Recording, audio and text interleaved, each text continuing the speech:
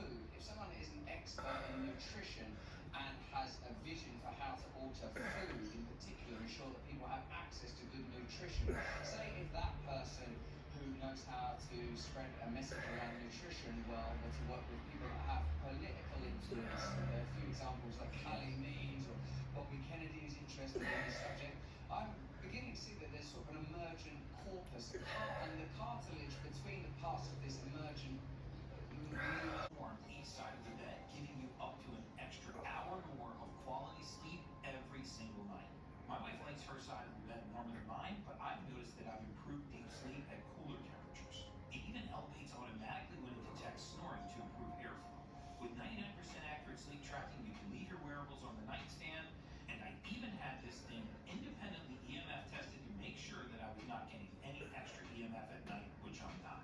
Get $350 off the Pod 4 Ultra at 8sleep.com/Gary. That's 8sleep.com/Gary.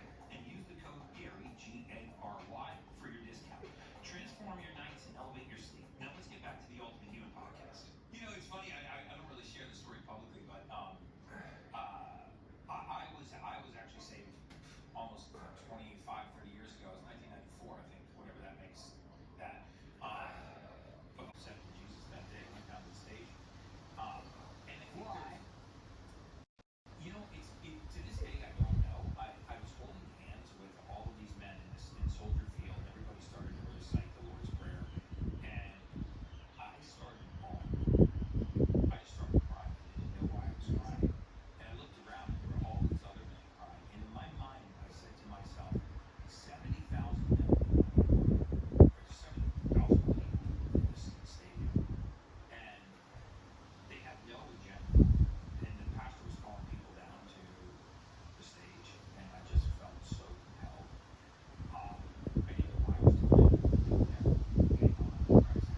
And I think that very often, and I don't push that on people. I don't think less of you because you don't have the same religious path that I do. But if you have something that's missing in your life, very often it's a spiritual relationship. We are spiritual beings. Frequency matters in the human body. Faith is all about delayed gratification. We know that we're headed to another place. And when you don't even fear dying, you don't fear much else. Yeah.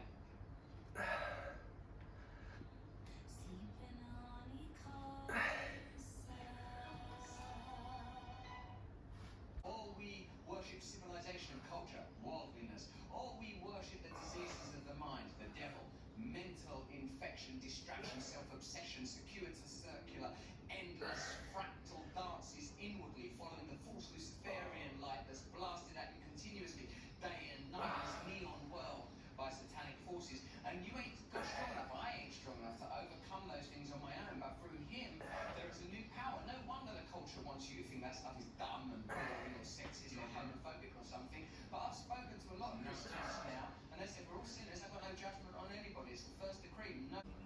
And I don't think anybody can pinpoint exactly what it is. And I think, secondly, we're almost more sick and diseased and pathological than we really deserve to be. We have a pandemic of chronic disease. We have a pandemic of mental illness. We have a pandemic of childhood obesity, of childhood cancer, of childhood sickness. And when you see that there's an industry that is there profiting from disease and pathology and sickness and chronic illness, so that people suffer over a prolonged period of time, they don't just they suffer over a prolonged period of time, there seems to be a way that we can bring society together under the common theme that nobody wants more sick children. Nobody. I don't think most people understand what you mean. I think most people's interpretation of, and certainly my myopic view, because I don't profess to know much about how spending goes in foreign wars, is that we're sending this money to a foreign country to fight their own battle. You're saying that we're actually sending this money back to themselves to fund our foreign war. Hey guys, let's talk about meat for a minute. Did you know that 96% of the meat sold in stores is not grass-fed? That's right. Most beef comes from cows fed a grain-based diet in feedlots, which isn't even healthy for you or the cow. And even if the label says grass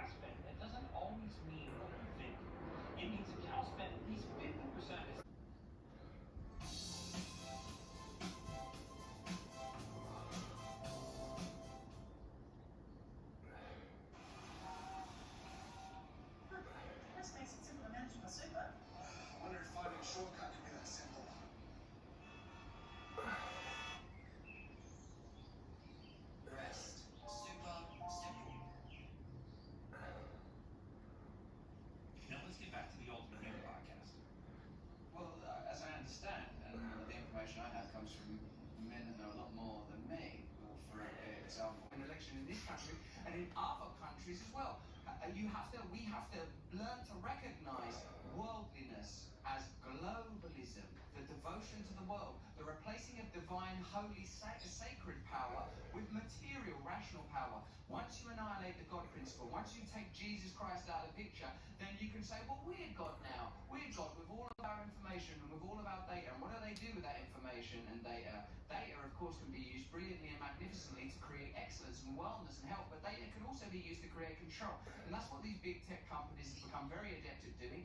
And the outlier big tech companies that refuse to play that game, whether that's Rumble, the platform that I'm on, or X, that is owned by Elon Musk, or TikTok, because it's a foreign national company, if they don't play ball, they get penalised and controlled. There is no virtue or principle under censorship. We want to protect people from hate speech. What is hate speech? Keep it vague. Then it's whatever speech we want to control is hate speech.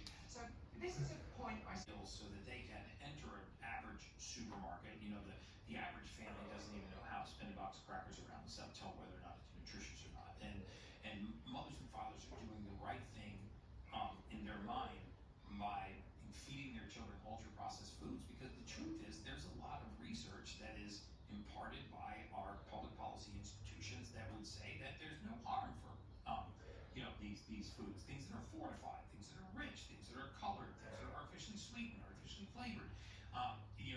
There are these big announcements. I see them in mainstream periodicals that there really no evidence to say that highly processed foods have a negative impact on health. So we're still investigating it. I didn't know a single person that was autistic. I still can't think. I didn't even know somebody who knew somebody that was autistic. Yeah. My 16-year-old stepdaughter, Sage's daughter, knows 10 friends that have autism, and knows 15 other families that have autistic children. And so you've seen autism go from 1 in 5,000 to 1 in 32, and that was the last time we had statistics, probably much worse now. And you got to ask yourself, what is causing this, right?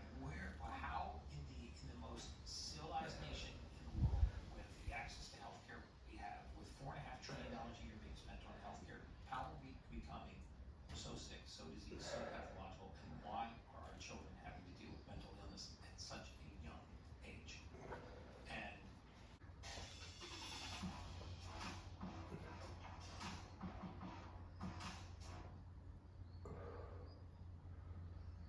why do you think that is, Gary? Why do you think that if we approximate the conditions for which we lived in for millions or hundreds of thousands, which depends what version you believe, certainly for a long time we lived more harmoniously with nature? Why do you think that has such obvious health benefits when it comes to nutrition? And because nutrition is so measurable, I wonder if there are correlatives beyond nutrition. You've already indicated light, and I suppose that's a form of nutrition, and breath, I suppose that's the ultimate form of nutrition. But if we are rewarded, if you take sort of an evolutionary and biological perspective, the idea would be that we evolved harmoniously with these sources and stimuli, so we are in a symbiotic relationship with nature. We are the system gives rise to soil nutrition, which gives rise to grasses and plants, and in many cases we eat those plants. In many cases, animals eat those plants, and they eat this diverse ecosystem of bacteria and bugs and fungi and cellulose and all of these different compounds that gets into their bodies, and then those move up the food chain, and we consume those. And so this ecosystem from the soil to the human being is a very important lineage. And as you destroy the soil, you essentially destroy the human being.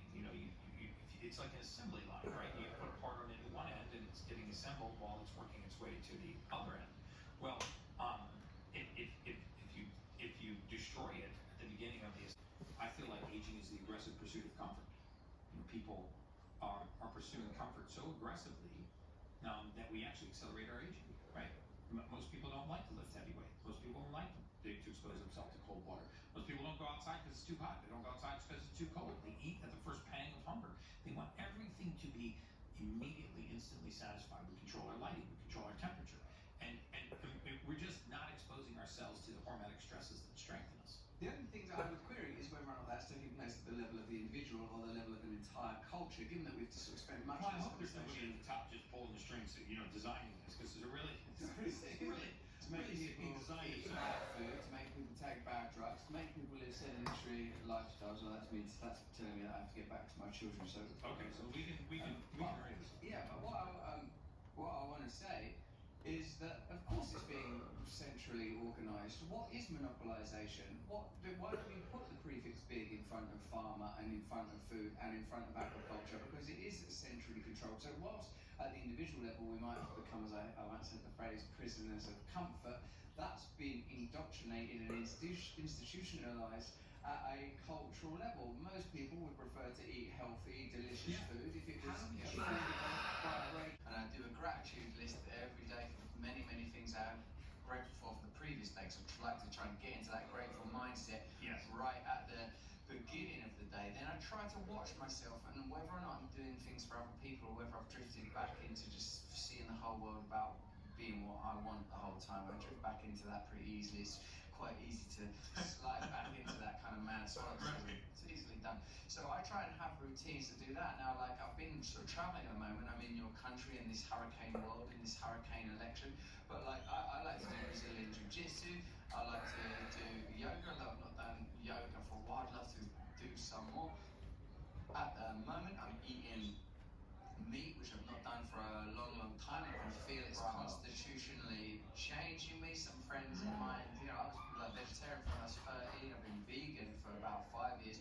Some of my friends said, "It's them or you, Russell. It's them or you." I was in a time of rebuilding, so I've undergone a lot of radical change. Most of all, though, becoming Christian has given me a focus that it isn't me. By this, but feel free to leave your comments, guys. I want to hear from all of you. If you think it was a terrible idea, if it was a great idea, I'll welcome all of those. The idea is to get the message out, and as always, that's just science.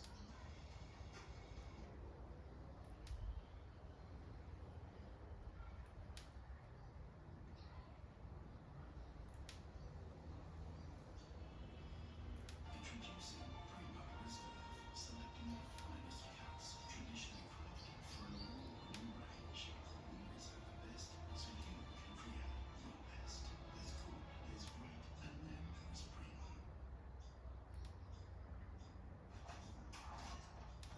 Get really deep sleep. To the moon. The way that my brain and body are making me feel now. So if you would, I'd love for you to just tell us about the history, particularly your history, of exploring the relationship between nutrition and mental health. And then we can dive into some. Somehow or another, I pulled myself together and got through medical school. Actually did quite well in medical school, got an award for being one of the top students, and then was doing my internship and residency at Harvard. And at that point in time, I was diagnosed with metabolic syndrome. So I had high blood pressure, horrible lipids, and pre-diabetes. And I was doing everything right, supposedly. I was on a low-fat diet, and I was exercising regularly. And year after year, my doctor kept telling me diet and exercise. I kept asking him what diet, what exercise. I was doing everything he kept telling me to do. Everything was getting worse. My blood pressure kept going higher. And at some point, he kind of said, "You're gonna have to go on medication. I need to put you on something for your pre-diabetes, something for your cholesterol, and something for your blood pressure." It's 3 pills out of the gate. I'm like, I'm only in my 20s. Were you overweight? No, technically no. I had a gut, so that's a sign of insulin resistance. I know now. I didn't know then, but and he actually kind of leaned in at one point and said, do your parents have meat? I tried to do a healthy version, which is probably more like a South Beach diet. This was before the South Beach diet was invented, but within 3 months, my metabolic syndrome was completely gone. So blood pressure normalized, lipids normalized. Did your weight change? Or you mentioned that you were a healthy weight, but that you had a bit of abdominal Yes. fat. So I lost the abdominal fat. I probably lost about 10 pounds through this process. But everything got normal. And when I went back to my doctor, he was shocked. He actually said, "What the hell are you doing?" During the time before you switched to this new diet, how was your mental health, if you don't mind me asking? Because it sounded like you're very clear that there was metabolic syndrome, or you're headed towards more severe metabolic syndrome. You mentioned OCD. I actually am familiar with this as a kid. I had a low-level kind of Tourette's grunt, and story of great childhood and happiness could do far better for themselves and then also for other people. So thank you for that. I want to know, at the point where you realized that nutrition can play a profound role in how you feel and operate in a large number of domains, you were still a student or a resident at that point? I was a resident. At that point, did you decide that you were going to explore this in a professional context? Not yet. Okay, so what was the journey forward into the work that you're doing now? So the next step was that I just had friends and family who saw me, saw that I had improved my health, saw that I lost some weight pretty easily. In particular, I remember like my sister and sister-in-law, they listened to that. I think I'm gonna try it and just see if any of my patients are game to try it, to see if it might help them. Sure enough, it did. Didn't help. Low to zero starch. It was a low carbohydrate diet, certainly low sugar. Yeah. And was it certainly will limit your carbohydrate intake and get you into ketosis, correct? It will. Did you have any patients fast or do intermittent fasting? I did. And we had I had some patients who did what Atkins had called a fat fast, where they eat primarily fat. So they either fast or they eat primarily fats to try to get into a state of ketosis. So for some patients, it was actually quite easy to get into ketosis, especially overweight and obese patients. They have a lot of fat stores on their body, and actually limiting carbohydrates usually results in high levels of ketosis for them. And they probably feel better too, I imagine, because when we limit our starch intake, we start to excrete a lot of water. People can get some pretty quick weight loss, and even though it may